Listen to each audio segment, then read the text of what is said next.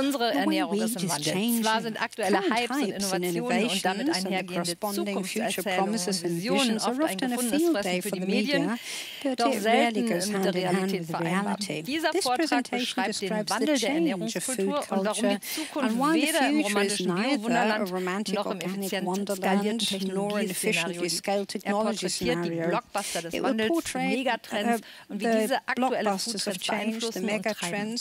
Einen zukunftsoptimistischen Blick auf morgen und warum Krisen vor allem in puncto Ernährung oft eine Chance sind, das gibt uns Daniel Anthes will be explained by Daniel Anthes, a foodpreneur and activist. He walks the talk, and from Frankfurt on Main, he fights for a more sustainable food industry.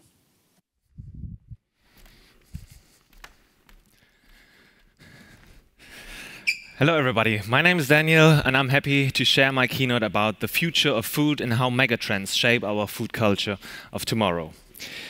I was thinking about how to best start my presentation in order to fit the topic, the whole topic, and then I found this pretty nice art project, if you will, from Tomorrow 10, who used a pretty familiar thing, in fact the meatball, in order to illustrate how our food is changing and what we can expect from the future. Because there is hardly any culture that hasn't have a meatball in its nutrition, if you will, if it's in its eating culture. Whether it's the Swedish meatball, the Italian meatball, the American meatballs, and of course the Middle Eastern kofta.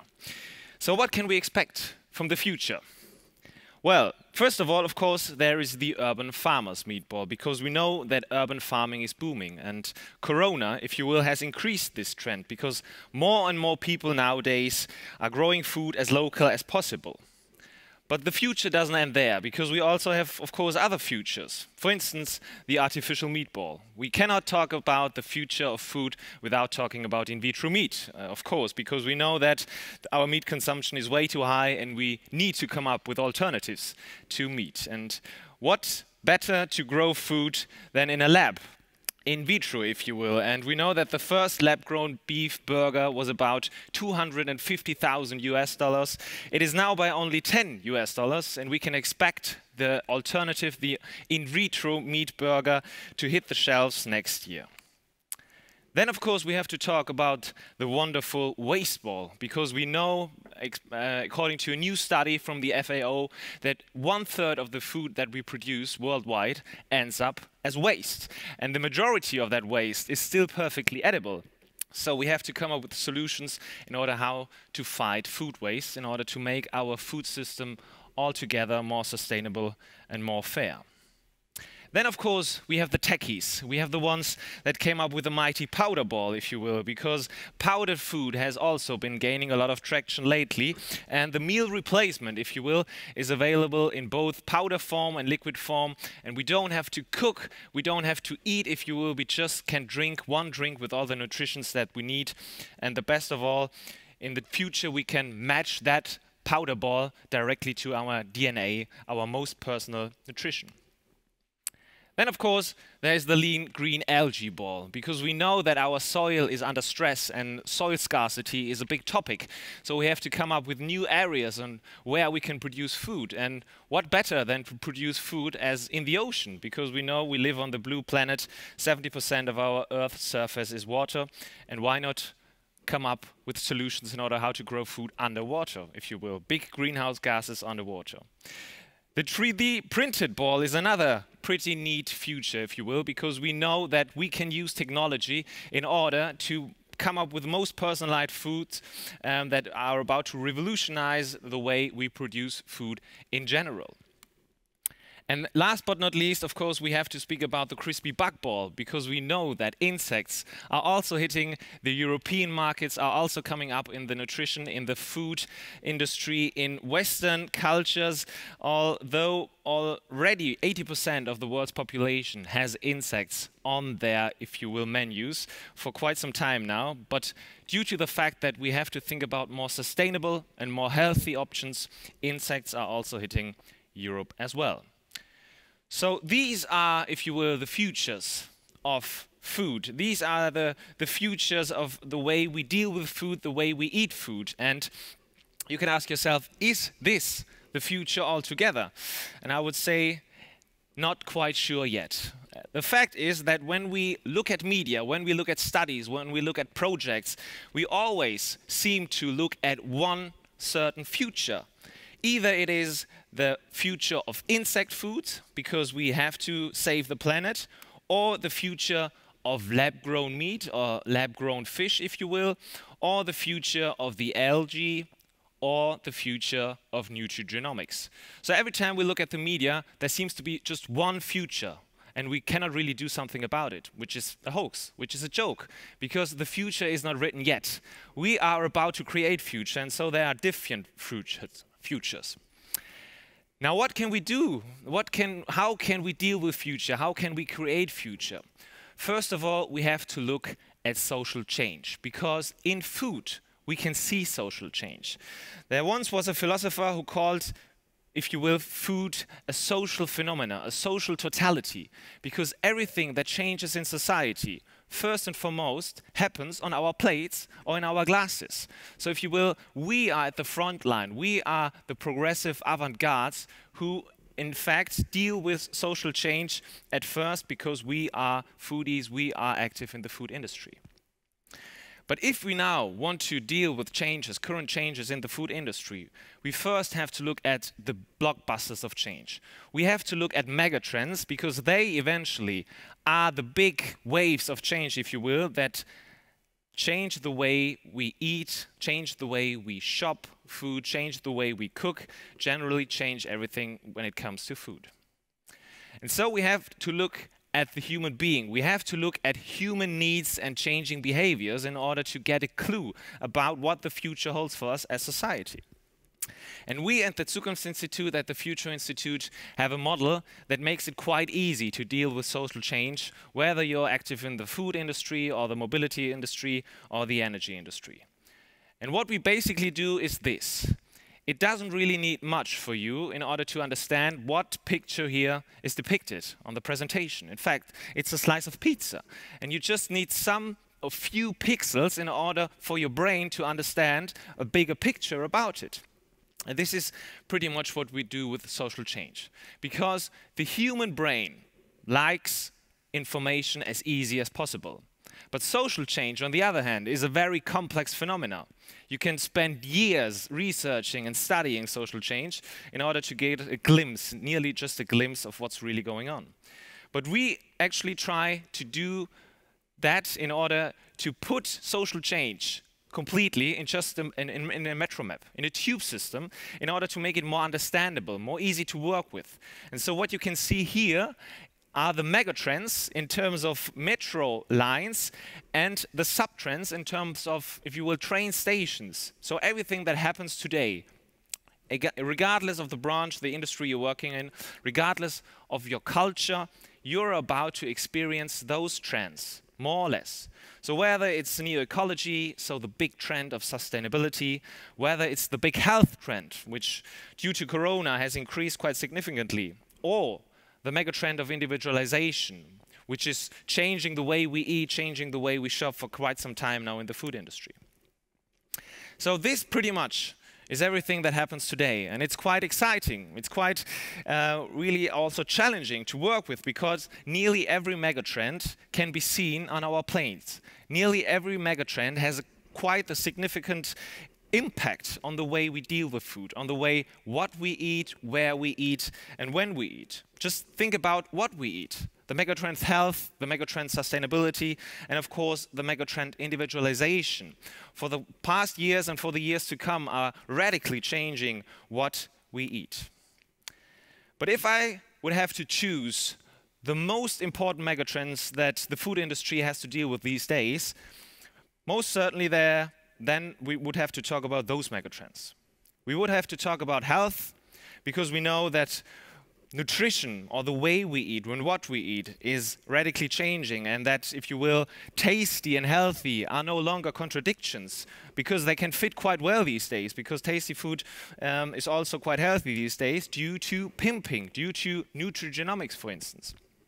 Also, we have to speak about connectivity, because of the megatrend of digitization has radically changed the way how we deal with food, how we order food.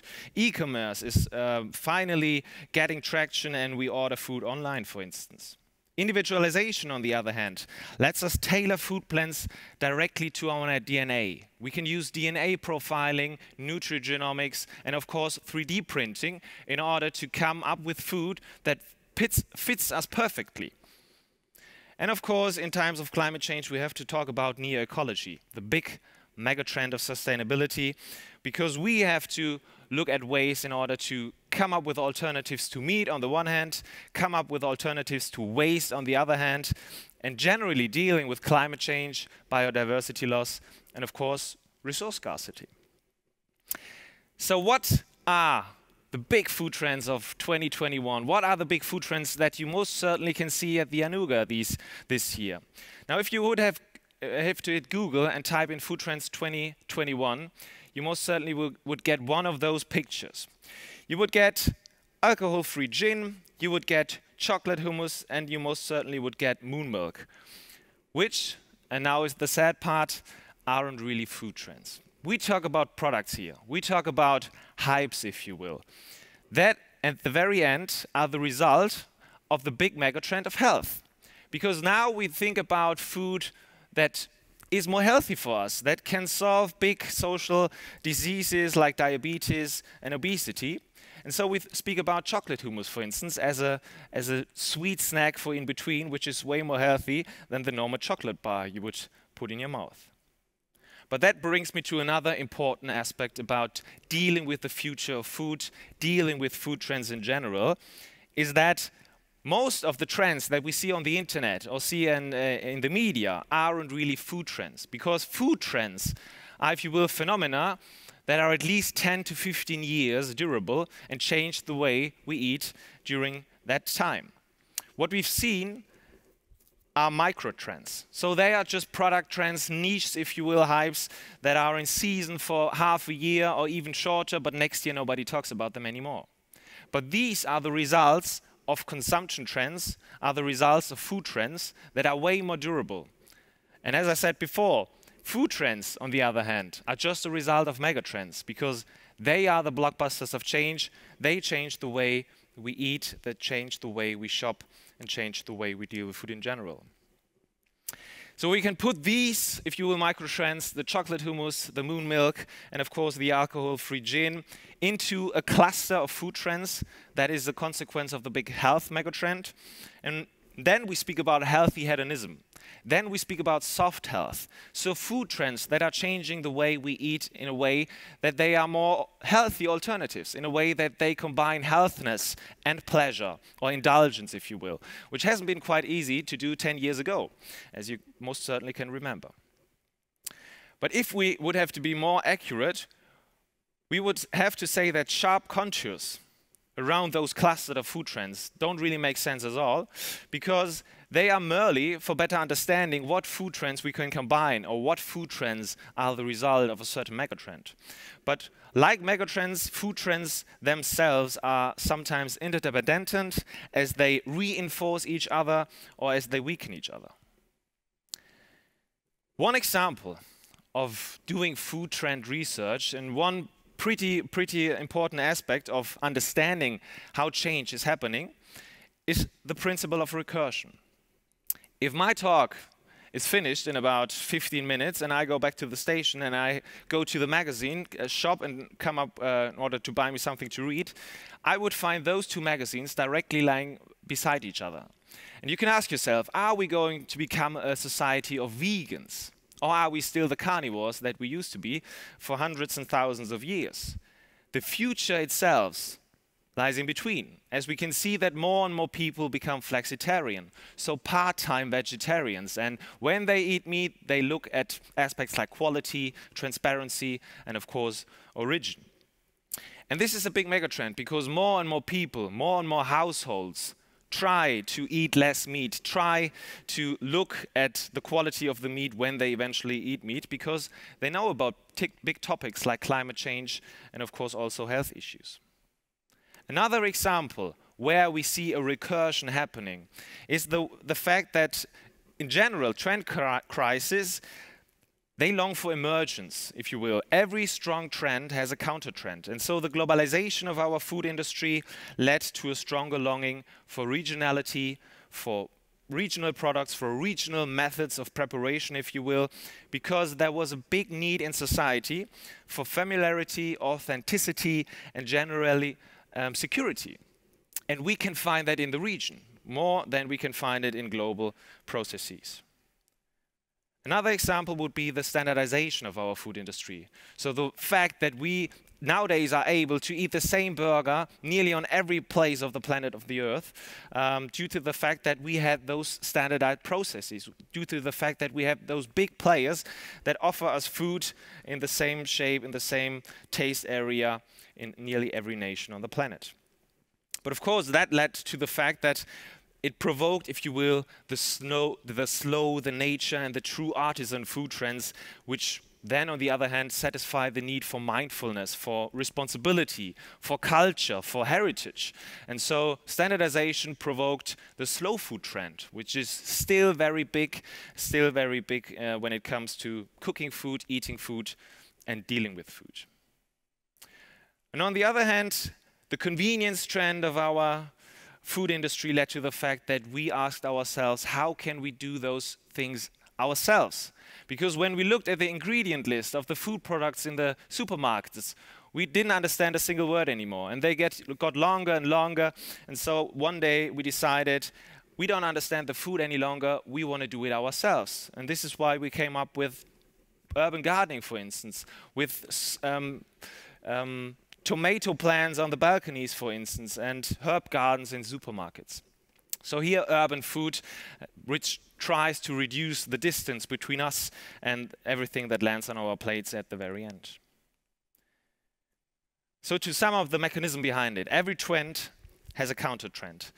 And when they both, if you will, fight each other, if you will, the disruption that is happening at the system, this is where we can see social change. This is where the future synthesis, if you will, pops up and leads us as society to another level when it comes to dealing with food.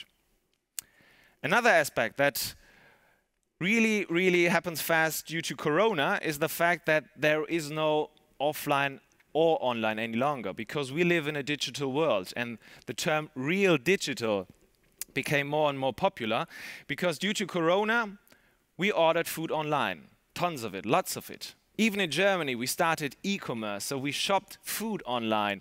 I guess we were the last nation to do that, but now we do it. But that also led to the fact that we took time analog in order to cook again, in order to eat together again. So 67% was the increase in turnover in food retailing in Germany alone in 2020. That number got even bigger nowadays. But on the other hand, 30% of Germans cook more often since COVID. That happens to be some sort of contradictionary, some sort of paradox. But that is the very true nature of future these days. Because if you will, offline and online going hand in hand. And it won't change in the near future to come.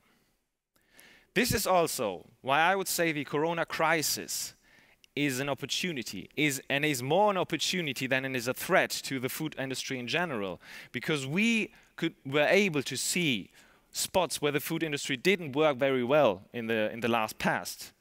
And so everything that I said before, whether it's slow food, whether it's local food, whether it's do-it-yourself food, those trends just got bigger due to Corona, because we had more time on our hands, and that led to the fact that the distance between us and the food decreased. So we took more time in order to deal with the food we eventually eat. And I think that is, at the very end, a very good thing, because at the very end, changes in purchasing behavior or eating behavior will become more sustainable with each week of this crisis, because we are forced in order to do things differently. But this also leads me to another very important crisis that we cannot forget about, or I should better say challenge, is the fact that Corona just showed us that we cannot control nature, and that there are other big natural, pretty much ecological challenges that we have to face that will drastically put pressure on our food and everything on our plates.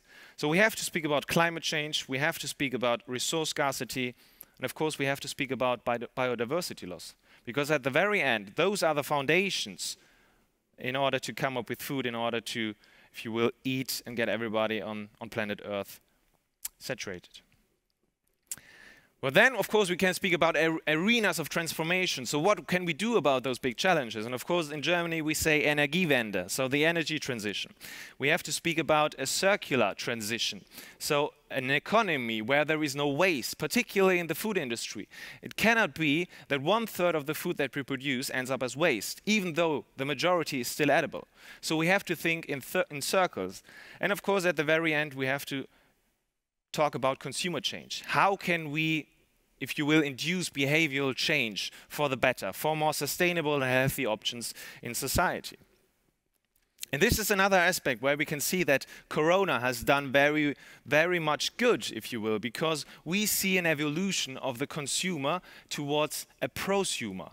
So a consumer that takes part in the production, in the value chain, that asks questions with regards to the people who offer food, and of course that wants to know more about the heritage, the origin, the quality, the processes, the stories behind the food that they consume, that they eat. So we have an evolution of consumers becoming prosumers, and we can see that in pretty much every statistic these days. For instance, particularly the younger generations. Speaking about the Generation Y, the Generation Z, they are more prone to this phenomena because they are 4 times more likely to avoid buying food from large corporations because they cannot tell all the information or they don't use it in communication. And keywords are authenticity, credibility, and of course startups often are way ahead of big corporations because they use those factors of, if you will, origin and quality and sustainability. And pretty much often their visions are not PR-style adjusted mission statements, but the very original impulses of their economic behavior. So they put that at the core of their business case. They want to change the world for better, and this is why they talk about it.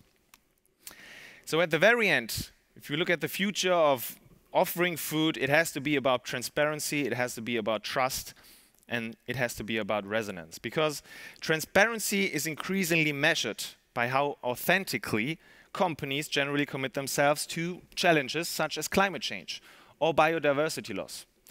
And the point is to manifest meaning through sensual seduction, if you will, and to make connections between consumers and the food they eat, but also to make connections between consumers and the ones that produce the food, to tell the story behind the food that they eventually eat. And this is getting more and more important. And as my colleague Matthias Hawks, the founder of the Zukunftsinstitut, just said, some crises, as we also know from our personal lives, act like a shock therapy in which healing emerges. And I think this is quite a nice sentence to frame the whole situation that we're in these days, because we know that in the past we also had crises that led to social progress, that made us as society better, function better, work better, eat better, communicate better, and that every crisis, if you will, therefore is a chance and should be looked at as a chance predominantly. Because if we would have to act like, oh, damn it, we cannot do something about it, nothing would really happen.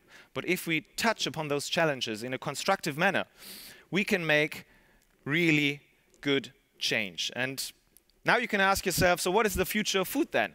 We talked about food trends, we talked about megatrends, we talked about specific aspects of the way things are changing, but what is yet to come? What is the next big thing?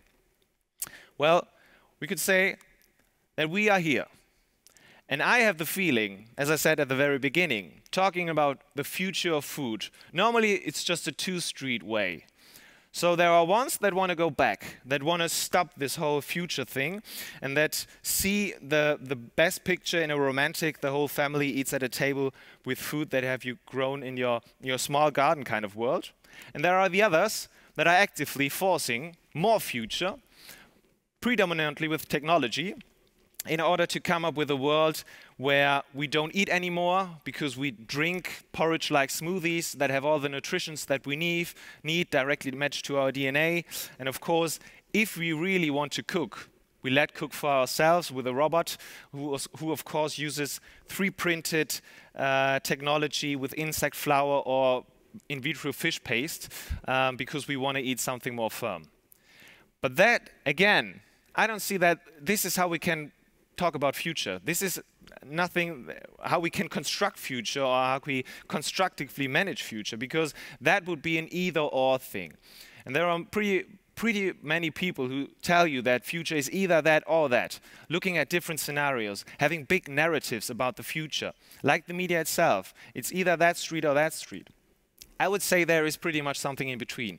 And this is always like future is happening. So we have to speak about in both and. Future can be both and, because it is not written yet. And we are the ones constructing future these days. And so if we go back to the meatballs and the not so meaty balls at the very beginning, you could say that this is how the future looks like. Because everything, what we see here, will play an important role, will play an important part in the future of our nutrition, of our food system.